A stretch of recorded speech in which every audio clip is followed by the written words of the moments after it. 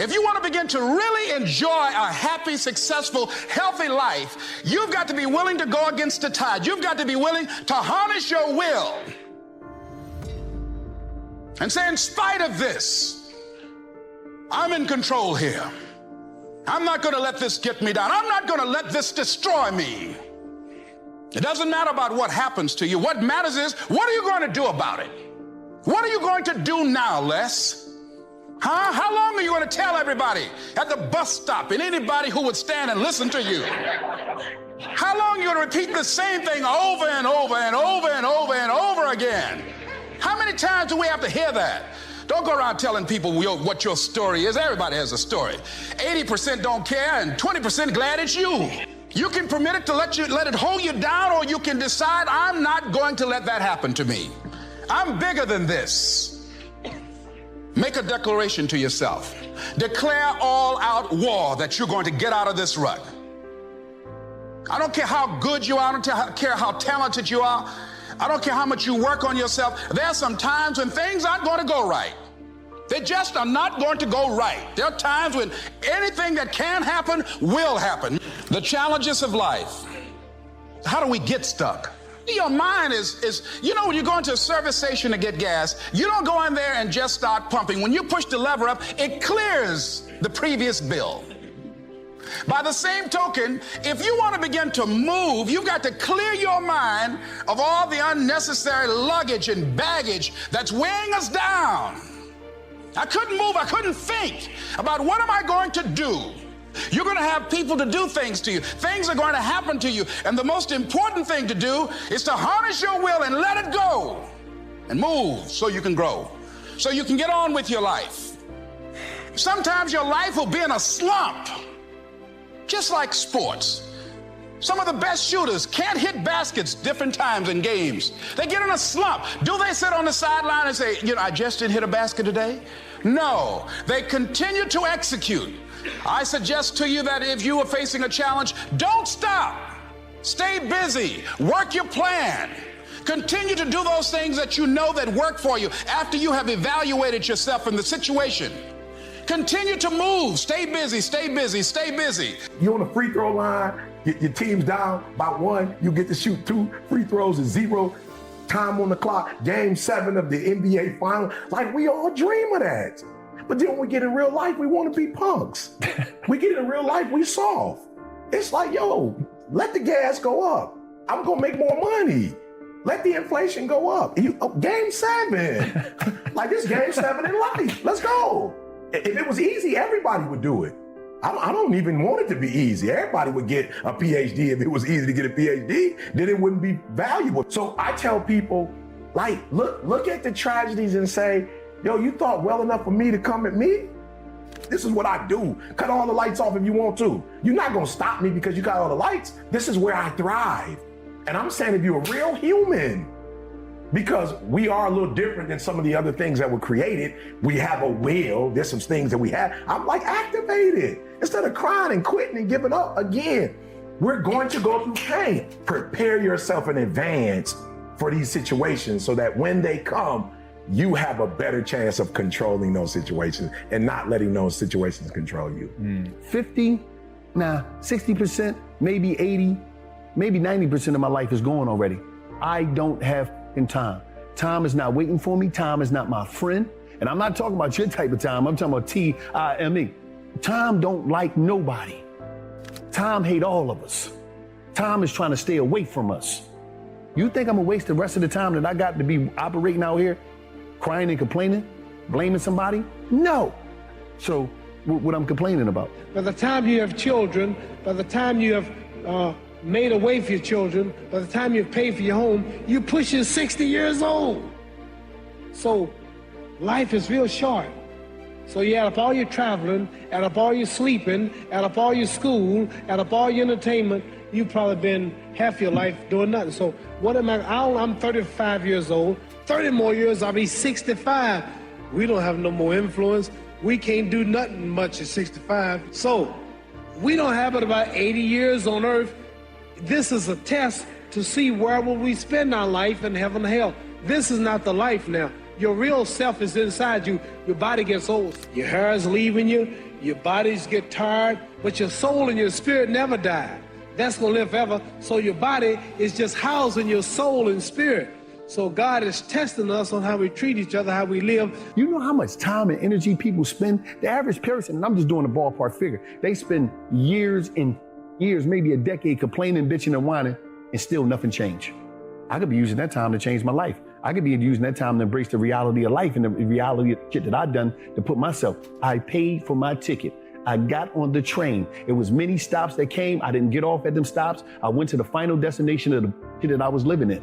I went through the process of that dumb shit. I grew up. I evolved from that. Now it's time to live. Now it's time to just be out here on a journey through life, experiencing new things, new ideas, exposure. And that's what I realized. A lot of us don't expose ourselves to new things, new ideas. We're not open to different, open to change. Everything that I want to do is for me. That's why it's here. Everything that you want to do, you can do. That's why it's here. It's just about, are you willing to put the work? Everything is out here for everybody. That's why it's out here. Once you're able to breathe, you got all the tools you need. Please don't put a limit on what you can do when you haven't even tried to do what you're capable of doing. See, somebody along the way told you were supposed to retire, and at 65, you were supposed to get a check. And we, like idiots, decided that we should cash in our lives at those particular years. That's when we made that decision. And guess what? When you think like that, guess what? You dress like you old, you walk like you old, you talk like you retired. Because somebody told you at this age, you're supposed to throw in the towel.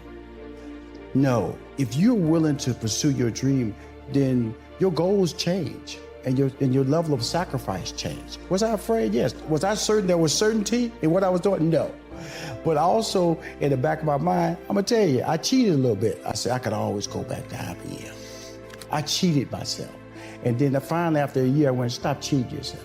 Why was it cheating yourself? Because when you want to do something in your life, you don't put options out there. You don't put a B plan. When you don't know where you're going in life, do not look 4 years down the line. Do not look 2 years or a year. You look next week, next month. You keep your goals short. And that way, as you accomplish those goals, then you can start piling up little trophies or little moments to know that you're actually accomplishing something. You're actually climbing the steps to success. And so I always tell people, shorten your goals, shorten your window, and that's how you find your voice. Most people are staying in jobs or working things, or even marriages or relationships, because they fear change. Can I do better? Can I get a better opportunity? Will somebody hire me? Will somebody date me? Will somebody marry me? Will somebody want my kids that I have? That's a fear, and people don't want to make change. So I don't just take it from just an entrepreneurial standpoint. I take that conversation to the social behavior of people where they don't want to make adjustments because they've already told themselves they can't do it. And when you make adjustments, when you stop yourself first, really is sad. Because let somebody else tell you what you cannot do. But in the process of that, prepare for success. In other words, are you willing to put time in your next move? And a lot of people say things like, I'm not a morning person. I don't really know what that means. I really don't. I have 24 hours in the day. I try to take advantage of every hour. And I have certain rules that I initially tell people on a regular basis. If you want to start living a successful life, start locking into a consistent time that you should get up every day. Don't let it deviate. If you say get up at 8 o'clock, don't hit the snooze and get up at 8:30. I get up at 4:30. That's just my time. I'm not a happy guy getting up, but that's a goal I set. And I'm gonna just tell you this honestly. If you're about to make a change in your life and you feel uncomfortable, that's the best feeling you can have.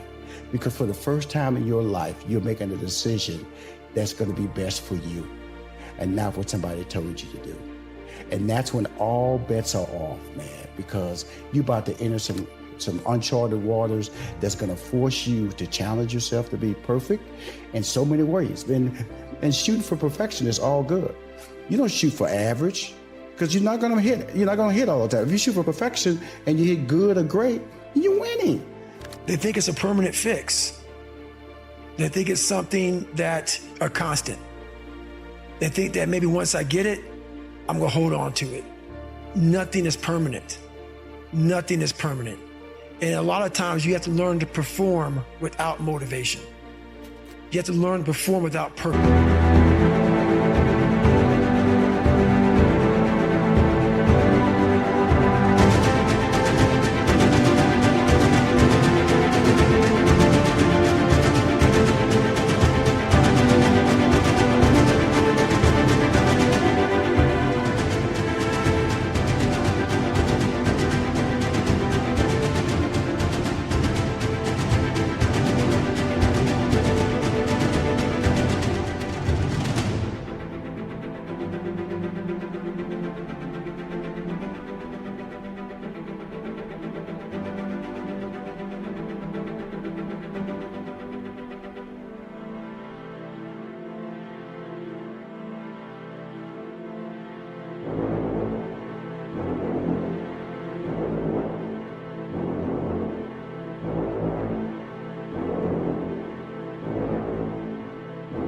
purpose. You have to learn to perform a lot of different things. And that's what people think. They think I need to have this motivation to work out, to study, to be better. So if they don't have it, they just don't do it.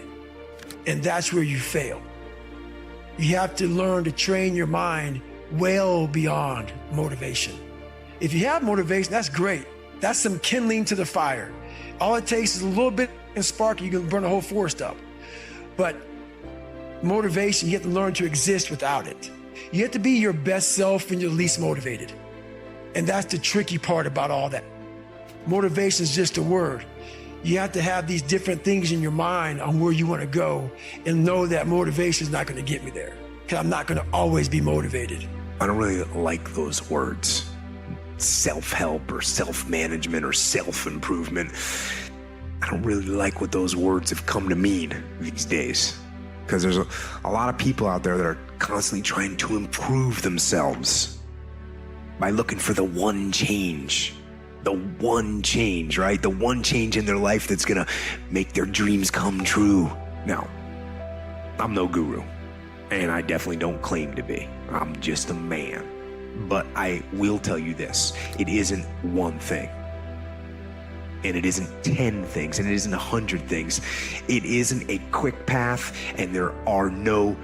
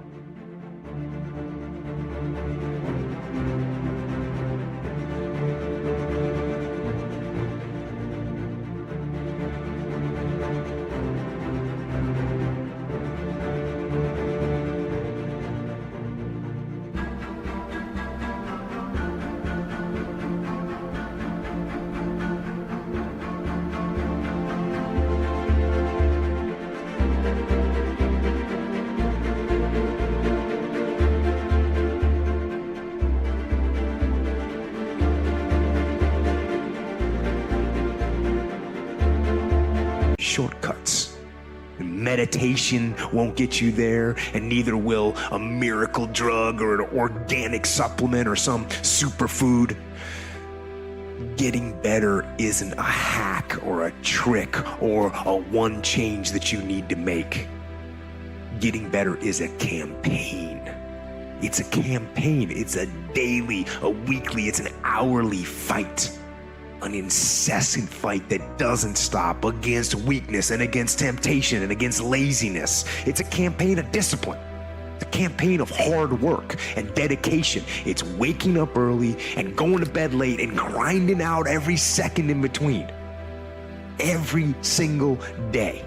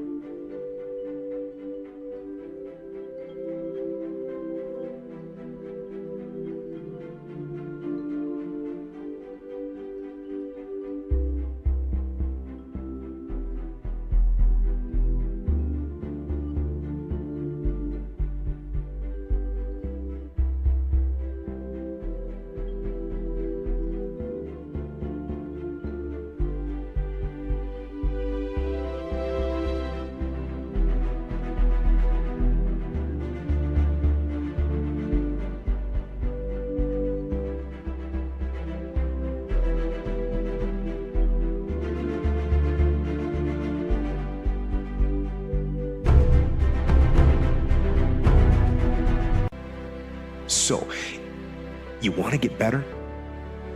You want to self-improve? Stop looking for a shortcut and go find your alarm clock. Find your discipline and find your guts and your passion and your drive and find your will. And then you will find your freedom. Find somebody that you can help so you can forget about you for a moment. See, sometimes the best thing to do is to be. Sometimes you have to just back up and go within yourself. A bow and arrow, you can't take a bow and just push it out an arrow. You just can't push the arrow out. You have to pull it back and then release it. Sometimes you have to back up and go within and pray and meditate and recharge your batteries. Go away, clear your head, and then come back and look at it from a different vantage point.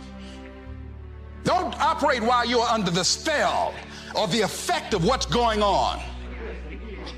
Next thing is that you've got to activate the thinker in you.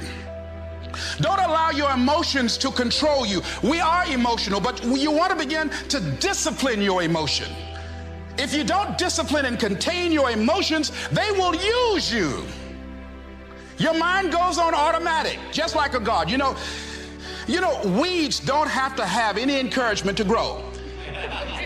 You don't have to water them. They don't have to get sunshine. They don't have to have fertile ground. They will grow through the cracks of a sidewalk. Am I right? But if you want to grow orchids or roses or any kind of exotic flowers, there are special processes and procedures you must go through. Well, by the same token, you don't have to force yourself or motivate yourself to think negatively, to be depressed, to hate somebody, to want revenge, to want to get back at somebody, to beat yourself up over the head, to feel loaded with guilt. You don't have to make any effort to do that. Your mind is on automatic. It will do that by itself. But if you want to begin to move into your own personal greatness, if you want to begin to really enjoy a happy, successful, healthy life, you've got to be willing to go against the tide. You've got to be willing to harness your will and say, in spite of this, I'm in control here. I'm not going to let this get me down. I'm not going to let this destroy me. I'm coming back, and I'll be stronger and better because of it. You have got to make a declaration that this is what you stand for. You're standing up for your dreams. You're standing up for peace of mind. You're standing up for health. You want it, and you're going to go all out to have it. It's not going to be easy when you want to change. It's not easy. If it were in fact easy, everybody would do it. But if you're serious, you'll go all out.